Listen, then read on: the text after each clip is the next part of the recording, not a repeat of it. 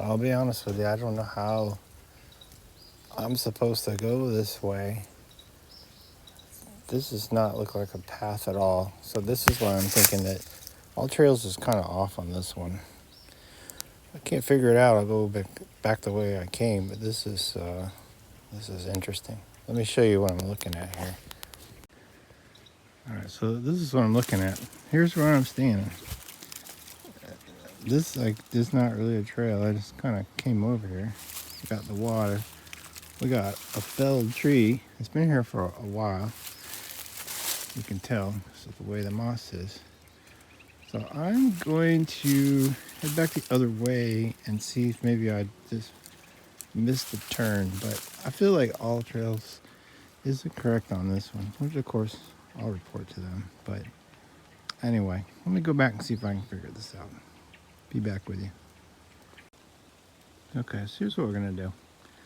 This is one option I noticed to the left. Looks like a paved, not paved, but this looks like a trail right here. So I'm gonna go this way and let's see how this works out. I'll let you know.